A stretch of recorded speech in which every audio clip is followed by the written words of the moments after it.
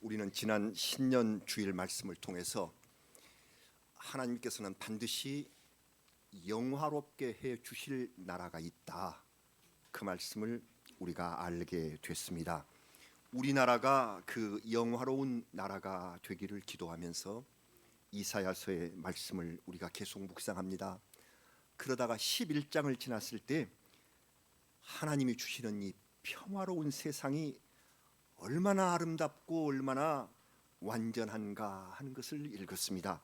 이리가 어린 양과 함께 살고 젖 먹는 아이가 독사의 구멍에 손을 넣어도 아무렇지도 않은 그러한 세상, 곧 약육강식이 없고 싸움이 없는 이상적인 유토피아가 바로 거기에 있었습니다. 그러나 여러분, 하나님의 말씀은 이 이상적인 유토피아 후에 반드시 말씀하시기를 하나님을 배반하는 영화롭지 못한 나라에 관한 예언이 반드시 뒤를 따릅니다. 그렇지 아니하면 어떻게 되는가?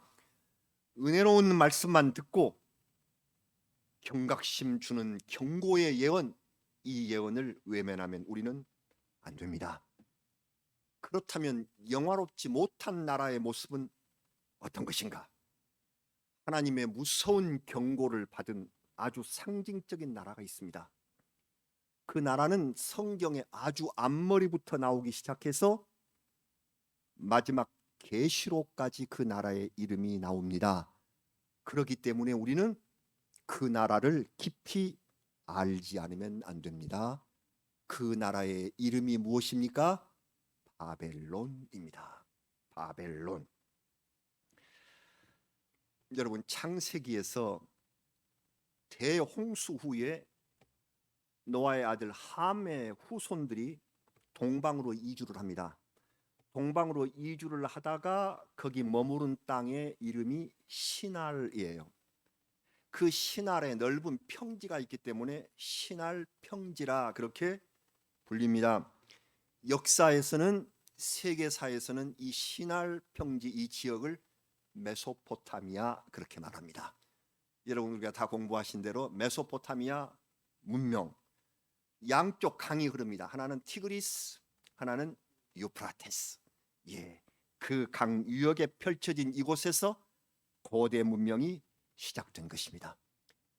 지난 수요일에 오신 우리 성도님들께 꼭 집에 가셔서 세계 지도를 찾아보시라고 제가 말씀드렸는데, 이라크, 그 폐허가 되어버린 이 이라크의 수도인 바그다드에서 그 남쪽으로 쭉 페르시아만까지 그 땅이 바로 메소포타미아.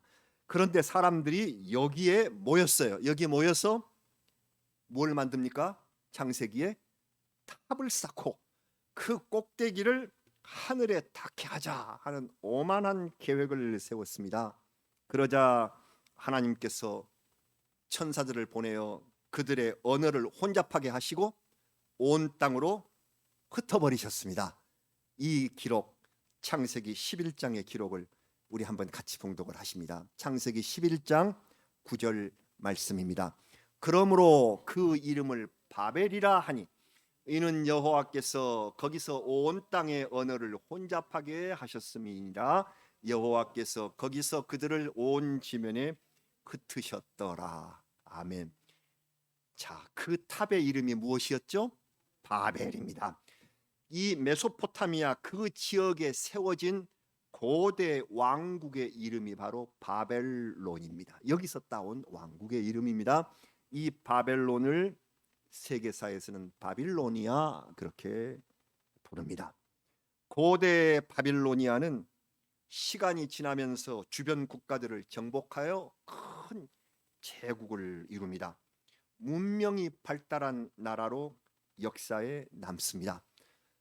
우리가 고대 바벨로니아를 배울 때에 함무라비 법전을 배우셨죠? 기억이 나십니까? 함무라비는 그 고대 바벨로니아의 왕 가운데 하나인데, 왕인데 법전을 만들었어요. 성문법, 법을 만들었다. 돌 기둥에 그걸 새겨 놓았어요, 법을. 그렇기 때문에 지금까지 전해올 수 있는 것입니다. 평등을 기반으로 하는 법이에요. 그래서 그렇게 유명합니다. 물론 한계도 있습니다. 귀족, 평민, 노예를 엄격히 갈라놓았어요. 그렇기 때문에 그 계급 안에서의 평등이에요. 하지만 고대 사회에서 평등을 추구하는 법이 세워진 것만으로도 대단한 일로 봅니다. 그래서 이 고대 바벨로니아는 문명이 발달했고 함무라비 같은 그런 왕 때의 법전으로 세계적으로 유명한 나라가 되었던 것이죠. 그런데 이 고대 바빌로니아가 사라지고 다시 신바빌로니아가 등장한 것이 기원전 BC 627년입니다. 그 무렵은 이스라엘로 볼 때 북왕국이 망하고 남왕국이 아직 망하기 전 그 과도기 그때예요. 이 바빌로니아가 신바빌로니아로 다시 힘을 얻었는데 그때 그 지역의 최강자는 아수르, 세계사의 아시리아였습니다.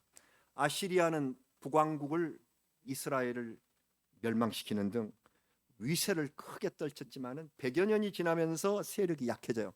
그러다가 갈대아 사람들의 침략을 받는데 그 갈대아 민족, 아브라함의 조상 갈대아 우르에 살았던 이 갈대아 민족, 거기가 바벨론의 일부분 민족이에요.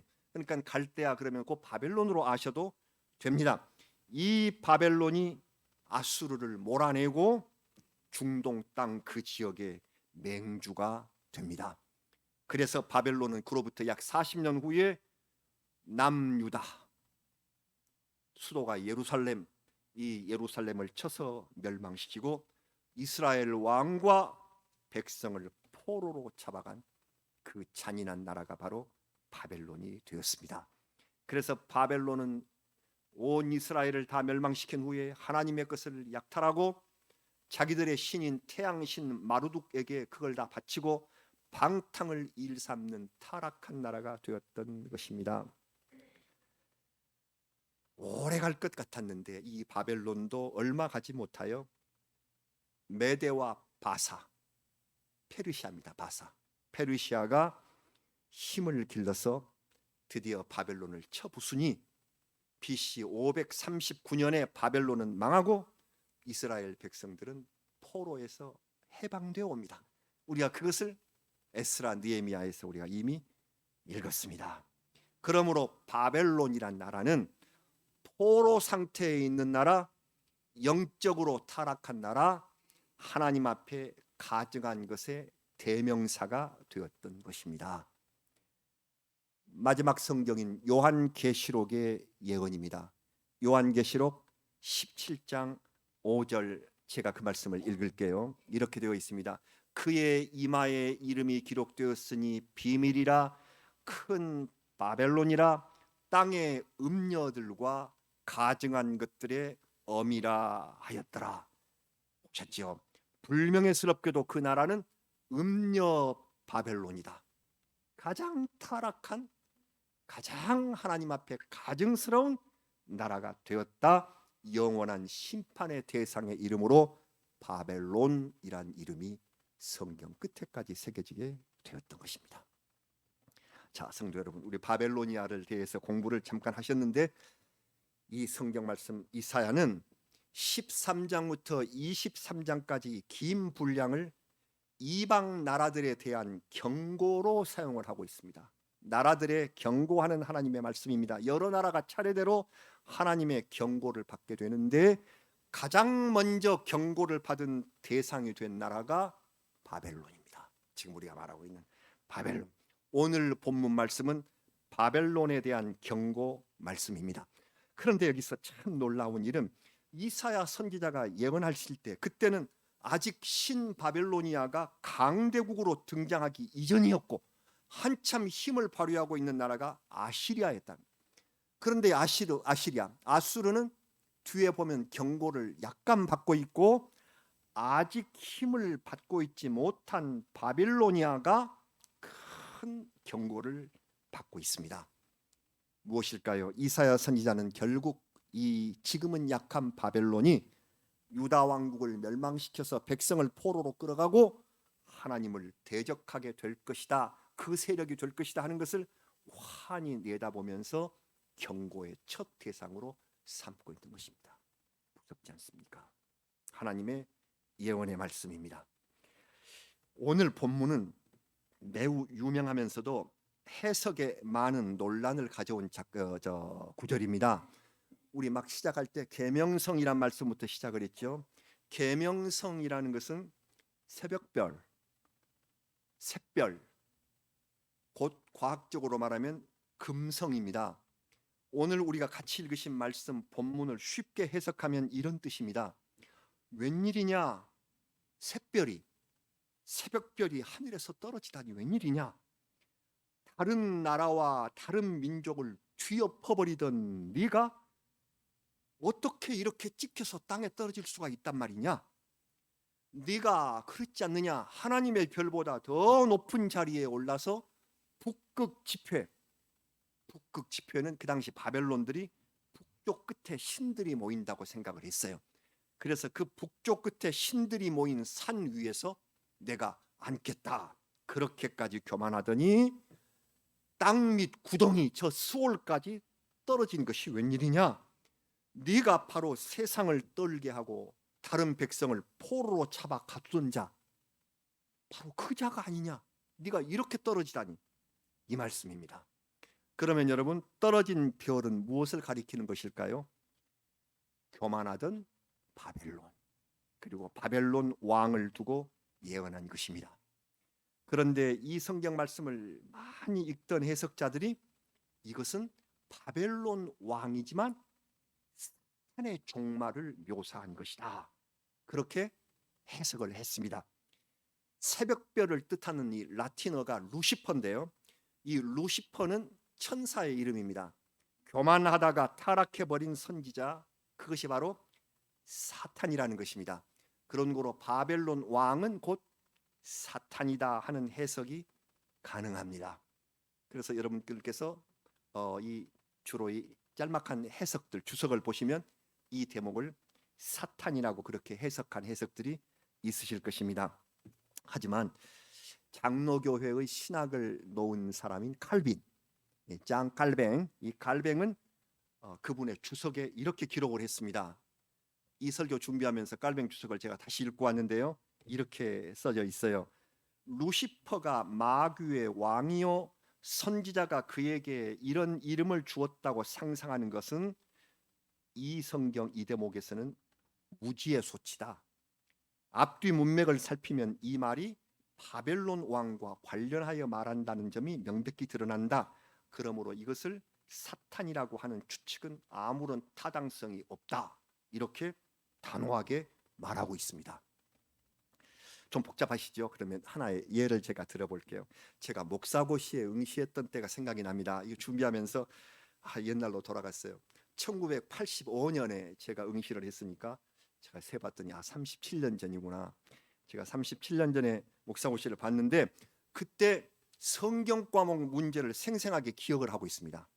왜냐하면 제가 성경 그 문제 주관식 10문제가 나왔는데 어찌나 놀랐던지 제가 그걸 다 적어다가 제 앨범 뒤에 붙여놨어요. 그래서 그걸 다시 한번 보고 이 설교를 준비하면서 찾아 읽었는데 그때 5번 문제가 이렇습니다. 그대로 읽으면 5번 문제가 사탄의 근본에 대한 기록은 어느 성경 몇 장 몇 절에 있는지 기록하시오, 이렇게 나왔었어요. 예상 문제집에도 없고 전혀 허를 찌르는 문제였기 때문에 이 문제를 놓고 어찌 혼란스러웠던지, 나 떨어지겠구나 이거. 목사고시에서 떨어지겠다는 위기감이 왔습니다. 과목 낙제가 있어서 한 과목으로 떨어지면 안 되거든요. 그런데 다른 과목에서 떨어질지라도 예컨대 뭐 논문이라든지 이 교회사라든지 다른 과목에서 떨어질지언정 성경 과목에서 떨어지면 이게 될 것인가? 역시 사탄은 괴로움을 주는 존재로구나. 답이 있어지질 않아요. 그래서 시험이 끝난 후에 장신대 신대원 학우들의 이름으로 고시위원회에 이 정답이 뭡니까? 하고 문의를 했죠. 그랬더니 오늘 이 봉독한 말씀 이사야 14장 12절이라는 대답이 왔습니다. 후유증이 대단했었어요. 제가 깔뱅 주석을 읽지 않았어요. 깔비는 장로교의 비조인데 무지의 소치라고 했잖아요. 이걸 사탄의 그로 연결시키면은. 그래서 갈뱅이 무지의 소치라고 한 것을 우리가 출제하시면 됩니까? 그래서 나중에 지나치게 주관적인 문제는 고시에 적합하지 않다 하는 그런 대답을 받았습니다만은 점수는 점수대로 계산을 했어요. 저는 뭐라고 썼느냐면 이건 아니니까, 이사 여기는 아니니까 창세기 3장에서 하와를 꼬인 뱀, 그리고 계시록 12장에서 내쫓긴 붉은 용, 열심히 썼는데 아마 점수를 못 받았을 것입니다. 겨우 떨어지지 않고 아마 붙었는 것 같은데, 지금도 사탄의 정치에 관해서 생각하면 그 생각이 나고 괴로워요. 사탄이란 인격화된 악의 근원입니다.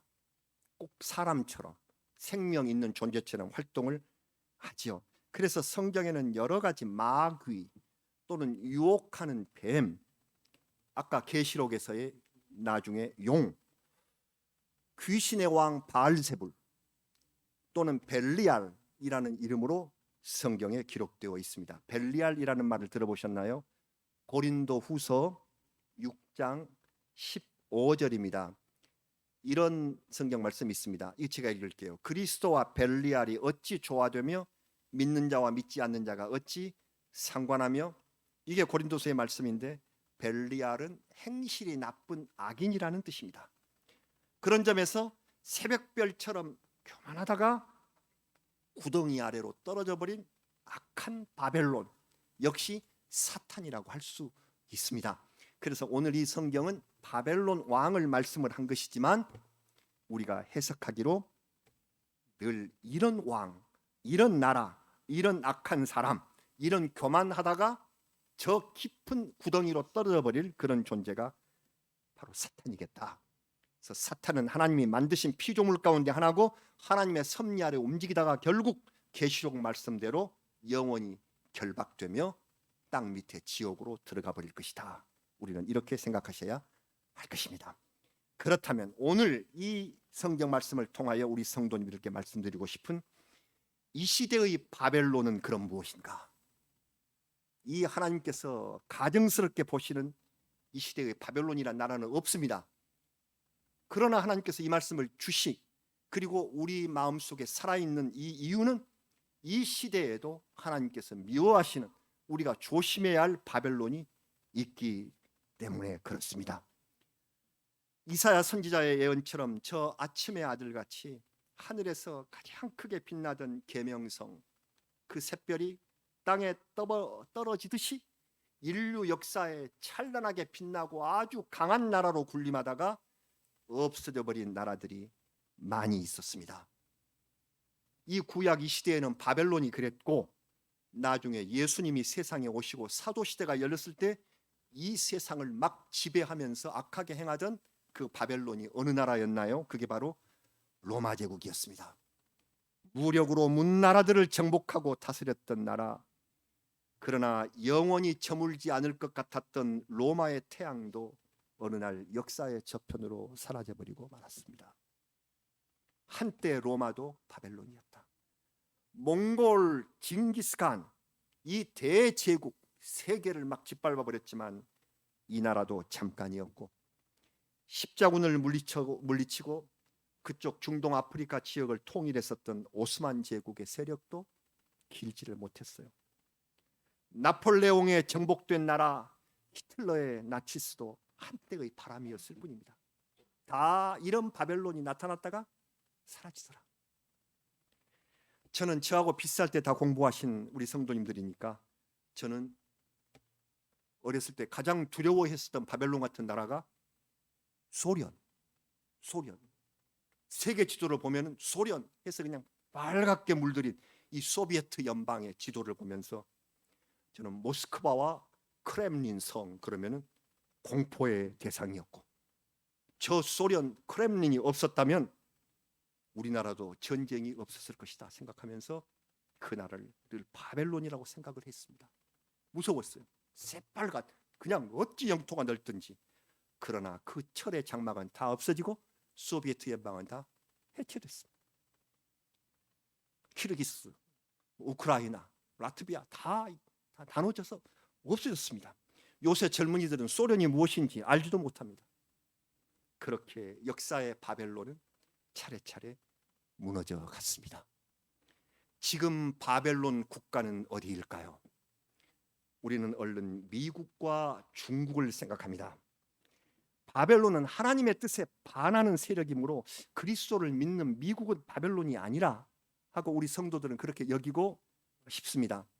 그러나 미국은 하나님을 알고 청교도 정신으로 세워진 나라지만 지금 조심해야 할 것은 자본주의의 물결 속에 세속화되어 가고 있는 모습을 미국은 돌이켜보아야 할 것입니다. 그래서 세계가 미국하고 그에 도전한 중국이 섰는데 이 중국은 하나님을 부인하는 공산체제로서 국가 통제력을 내세워서 패권 대결을 벌이는 나라입니다.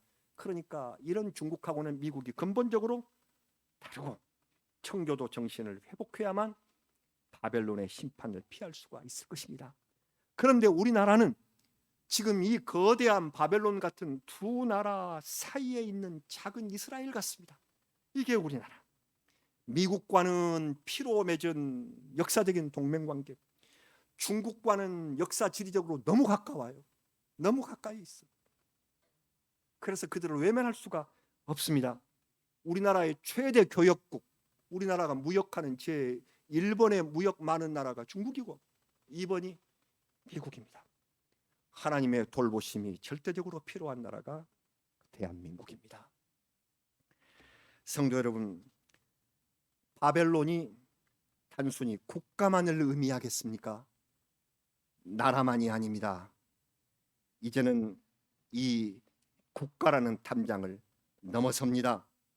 코로나 질병을 볼지라도 이제는 국가라는 탐장이 아무 필요가 없이 막 전염병은 뛰어넘습니다. 그 탐장을 넘어서 이 시대 사람들의 정신을 지배하고 있는 두 개의 무서운 세력들이 있습니다. 저는 이 두 개의 바벨론 같은 우리 정신을 제압하고 있는 그 두 개가 무엇일까 여러모로 생각하다가 성도님들께 이 두 개를 조심하라 이 말씀을 드립니다.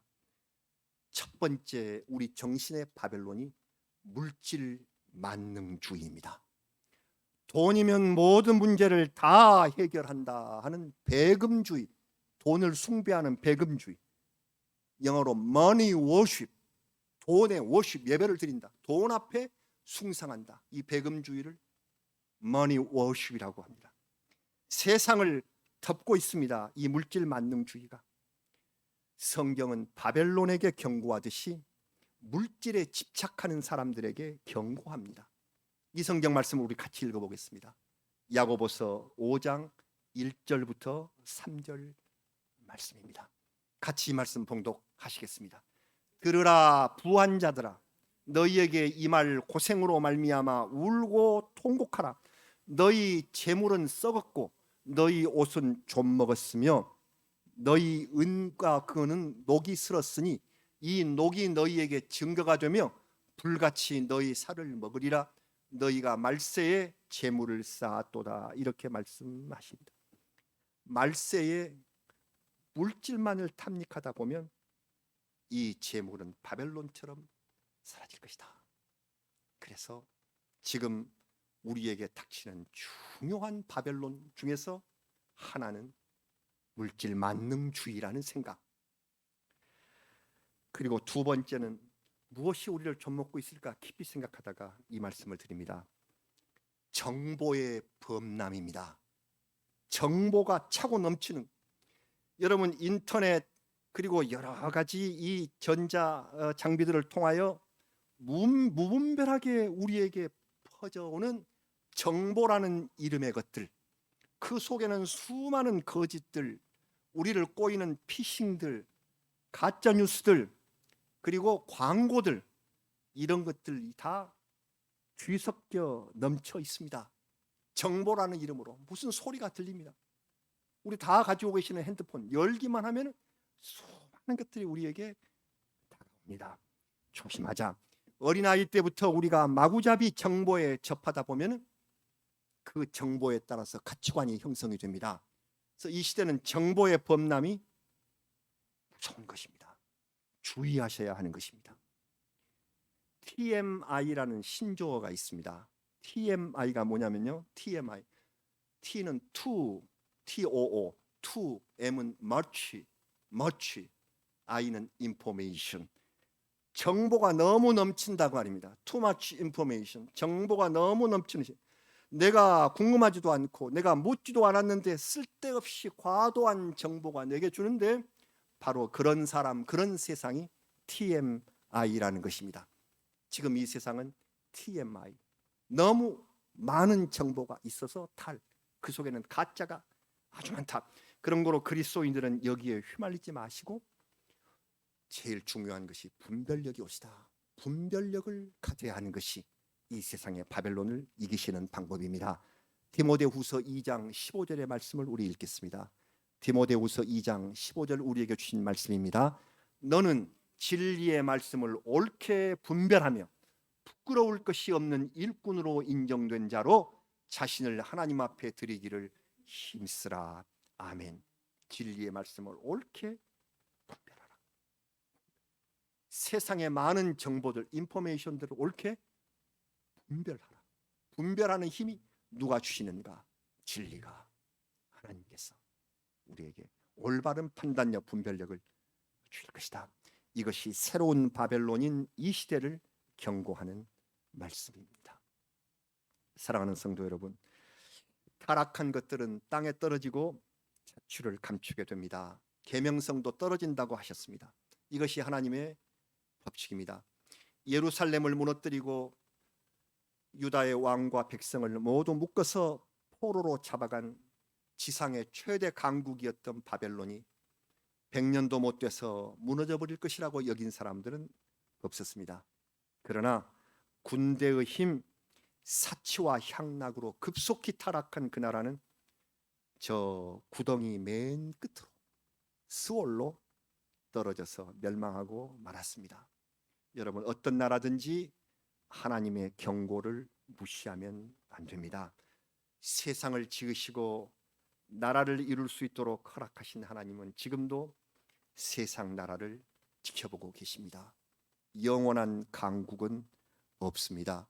이사야의 경고 말씀은 바벨론을 시작으로 해서 오늘 우리 성경 이사야 14장이었죠. 13, 14장이 바벨론을 경고를 주고 그 뒤에 이어서 아수르, 블레셋, 모압, 아람, 북이스라엘, 구스, 애굽, 유다 나라 그리고 두로와 시돈 온 나라를 차례대로 경고하셨습니다. 여러분, 우리나라는 하나님의 경고를 받지 않은 나라입니까? 아닙니다. 여러 번 하나님께서 경고하셨습니다. 믿음을 회복하고 정의와 사랑으로 바로 서는 나라가 되어야 합니다. 다시 경고를 받으면 역사의 그라운드에서 퇴장합니다. 우리가 축구 경기랑 공연히 봅니까? 이것이 우리 삶을 압축해 놓은 것입니다. 반칙을, 파울이 심하면 경고, 옐로 카드, 경고. 그래도 고치지를 않는다.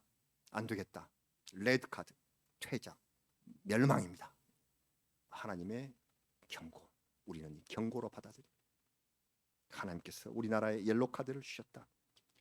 여러분, 계명성 저 빛나는 새벽별도 떨어질 때가 온다고 성경이 말씀을 하셨습니다. 누가 저 찬란한 샛별을 보면서 저 별이 땅에 떨어질 것이라고 상상합니까? 그러나 그 별 영원하지 않습니다.